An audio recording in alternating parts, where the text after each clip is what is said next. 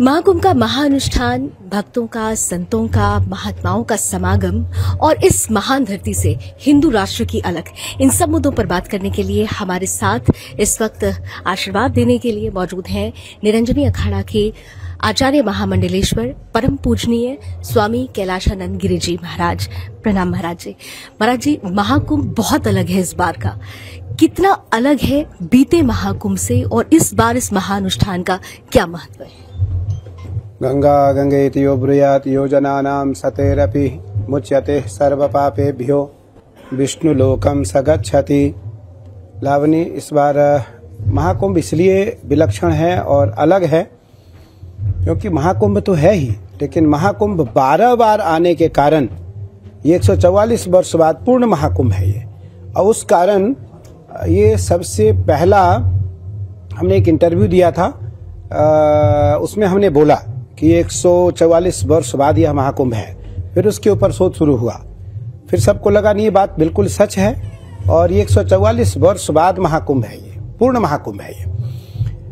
तो एक तो गंगा यमुना सरस्वती का पावन तट, अक्षय वट की छाया, तीर्थराज प्रयाग, तीर्थों के राजा, और सभी भारत के सभी साधु संत जो हिमालय में रहने वाले महात्मा हैं वो भी परोक्ष और अपरोक्ष रूप से इस महाकुंभ में आकर के भाग लेते हैं। विशेष करके वो तीर्थराज प्रयाग आना चाहते हैं, कुंभ में तो आना ही चाहते हैं। कुंभ में उनका भाव रहता है कि मैं शाही स्नान करूं, और इस बार शाही स्नान का भी नाम हमने बदल करके अमृत राजसी शाही स्नान कर दिया है। अमृत राजसी शाही स्नान कर दिया है। ये अमृत बेला में महास्नान होता है, तो इसलिए शाही स्नान क्यों रहे। शाही नाम को भी मैंने नहीं हटाया, लेकिन हमने उसका नाम अमृत राजसी शाही स्नान कर दिया। अखाड़े की जो राजकीय परंपरा है, अखाड़े की जो राजसी स्नान है, उसको हमने अमृत राजसी शाही स्नान किया है। मुझे लगता है कि यह परंपरा कुंभ की अनादिकाल से है और इस पे बहुत सारे डॉक्यूमेंट्री, बहुत सारे इंटरव्यू, बहुत सारे उपदेश, बहुत सारे धर्म उपदेश, बहुत सारे ग्रंथों में इसकी चर्चा, बहुत सारे उपाख्यान सबको प्राप्त होते हैं। पर मैं यह कहना चाहूंगा कि बटु विश्वास अचल निज धर्मा, कि बटु विश्वास अचल निज धर्मा, तीर्थ राज समाज सुकर्मा, सुकृति संभूतन विमल विभूति, मंजुल मंगल मोद प्रसूति, जन मन मंजू मुकुर मलहरणी, किए तिलक गुण गण बस करणी। मानस में एक चौपाई और आता है। हमारे बहुत प्रिय शिष्य हैं और मेरे अखाड़े के महामंडलेश्वर हैं, मेरे आप बहुत आदरणीय हैं, मेरे बहुत प्रिय हैं और राम कथा के मर्मज्ञ हैं। तो वो परम पूज्यपाद महामंडलेश्वर पूज्य स्वामी सोमनानंद गिरि जी महाराज उज्जैन से हैं। और मानस की एक चौपाई है कि गुरु बिन भव निधि तरई न कोई, जो बिरंचि शंकर सम होई, श्री गुरु नख पद मणिगण ज्योति, सुमिरत दिव्य दृष्ट ही होती, दलन मोहतम सोस प्रकाशु, बड़े भाग्य उर आवई जासु, उघरहि बिमल बिलोचन ही के, मिटहि दोष दुख भव रजनी के, सूझहि राम चरित मणिमाणिक, गुपुत प्रगट जहाँ जो जेहि खानिक। वह फलश्रुति का आभास, उस फलश्रुति का आभास, उसकी अनुभूति, उसका अनुभव तीर्थराज प्रयाग के महाकुंभ में साधु संतों को, बड़े लोगों को होते हैं। अभी हमारे कक्ष के अंदर देश के कुछ प्रमुख लोग बैठे थे, उन्होंने यह बात कही कि स्वामी जी, जो तीर्थराज प्रयाग का कुंभ का अनुभव है वो अनोखा है, अवर्णीय है। उसके लिए एक श्लोक आता है शिव मानस पूजा में, और एक श्लोक आता है शिव महिम्न स्तोत्र में कि लिखत यदि गृहीत्वा शारदा सर्वकालम, तदपि तब गुणान नामी सपारम नयाति। इस प्रकार से तीर्थराज प्रयाग का जो महाकुंभ है, यह इस महाकुंभ में जो आने वाले भक्तजन हैं वो इस बार इसलिए उत्तरोत्तर वृद्धि की ओर इसलिए हैं क्योंकि इस कुंभ का जो अनुभव है लोगों को वो कई कुंभों से हो रहा है और जो 144 वर्ष का यह महाकुंभ लग रहा है उसको भी ध्यान में रख करके दुनिया के सभी श्रद्धालु इस कुंभ से जुड़ना चाहते हैं किसी न किसी माध्यम से, या वो यहाँ आकर के प्रत्यक्ष जुड़े और या फिर अप्रत्यक्ष रूप से जुड़े और या फिर दर्शन के रूप में वो टेलीविजन के माध्यम से आपके माध्यम से वो घर बैठे इस कुंभ का आनंद लें, साधु संतों का दर्शन करें, साधु संतों के प्रवचनों को सुने और उनके मुख से निकले हुए उपाख्यान जो इस कुंभ का महत्व है उसको वो सुने, समझें और माने। जी, लेकिन गुरुजी एक सबसे महत्वपूर्ण जो बात आपने कही कि विश्व भर से लोग यहाँ आ रहे हैं, सनातन के प्रति बढ़ता प्रेम, सनातन को आत्मसात करने का ये जो आतुर मन है उसके पीछे की वजह कारण, क्योंकि यहाँ पर मैंने देखा कि अगर दुनिया की सबसे बड़ी टेक कंपनी की स्टीव जॉब्स की पत्नी यहाँ आती हैं और वो सत्य सनातन की खोज में आती हैं, तो ये खोज क्या कहती है? देखो लावनी, आज से नहीं अनादिकाल से दुनिया के बड़े बड़े लोग फक्कड़ों के पास आकर के आशीर्वाद लेते रहे। हमारी परंपरा है जी, हमारी परंपरा है और आज से नहीं अनादिकाल से, जब देवरा बाबा थे, आनंदमयी माँ थी, तो कभी पंडित जवाहरलाल नेहरू जी, तो कभी इंदिरा गांधी, तो कभी देश के बड़े लोग, कभी टाटा, कभी बिरला, कभी अंबानी, कभी दुनिया के कोई ऐसे प्राणी नहीं है जो फक्कड़ों के पास आकर के आत्मसात नहीं करते थे। तो उसी श्रृंखला में वो भी आई और वो आकर के पहले तो अभी वो लगभग 8 महीने पूर्व आकर के उसने अनुभव किया।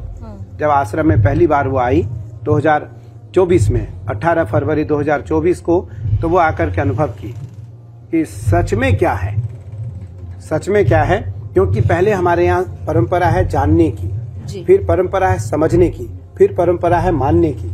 सीधा नहीं मानता है कोई, सीधा कोई नहीं मानता है। पहले जानता है फिर समझता है फिर मानता है।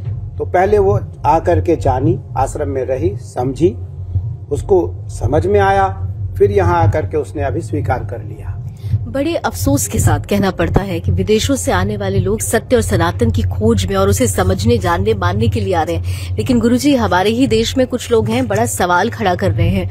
उनके लिए कुछ कहना चाहेंगे जिन्होंने महाकुंभ को ही सवालों के घेरे में ला दिया, उनके लिए एक संदेश। लावनी, कभी आचार्य और परंपरा के लोग कभी किसी पे कोई टिप्पणी नहीं करते और मेरा स्वभाव भी नहीं है। मेरा स्वभाव केवल यह है कि उनके कारण भगवान आते हैं। भगवान किसके कारण आते हैं? यदा यदा हि धर्मस्य ग्लानिर्भवति भारत अभ्युत्थानमधर्मस्य तदात्मानं सृजाम्यहम् परित्राणाय साधूनां विनाशाय च दुष्कृतां धर्म संस्थापनार्थाय संभवामि युगे युगे। हरिव्यापक सर्वत्र समाना प्रेम ते प्रगट होई मैं जाना सिया राममय सब जग जा। देखो दोनों गुरु चेले साथ में बोल रहे हैं, दोनों गुरु चेले साथ बोल रहे हैं। क्योंकि मैं इसलिए सौभाग्यशाली हूँ कि मैं विद्वान महामंडलेश्वरों को दीक्षित करने का सौभाग्य मुझे प्राप्त होता है। वैसे उसी में हमारे सुमनानंद गिरी जी हैं, बहुत विद्वान हैं, मानस के मर्मज्ञ हैं, मानस के मर्मज्ञ हैं और मानस के दर्शन है, ये मानस के दर्शन है। तो गोस्वामी तुलसीदास जी महाराज लिखते हैं कि सिया राम मय सब जग जानी करहु प्रणाम जोरी जुग पानी। लेकिन किसके लिए? कि राम कथा सुंदर कर तारी संशय विहंग उड़ावन हारी राम कथा शशि किरण समाना, संत चकोर करई विधि पा। केवल संत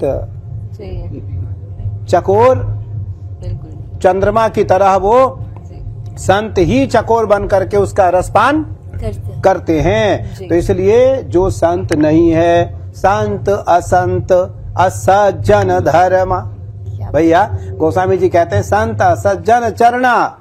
जो संत है उसका तो मैं बंधन करता ही हूँ, लेकिन जो असंत है मैं उसका भी बंधन करता हूँ, कहीं वो खलबली न करे, दुष्टता न करें। और भगवान उन दुष्टों के कारण ही जो अधार्मिक लोग हैं, असंत लोग हैं, असज्जन लोग हैं, भगवान का आगमन ही उनके कारण होता है। हम साधुओं को उनके कारण ही भगवान का दर्शन हो पाता है, इसलिए वो भी बधाई के पात्र हैं। बस आखिरी प्रश्न गुरुजी, आखिरी प्रश्न बस, हिंदू और सनातन ये एक है या इनमें अंतर है? और साथ ही साथ जो अभी जिस निमित्त हम सब यहाँ पर एकत्रित हुए हैं, हिंदू राष्ट्र की संकल्पना, क्या हम भविष्य की वो अलग देख रहे हैं? देखो लावनी, हिंदू और सनातनी, हिंदू तो बहुत बाद में नाम पड़ा है जी, ये तो अभी का नाम है।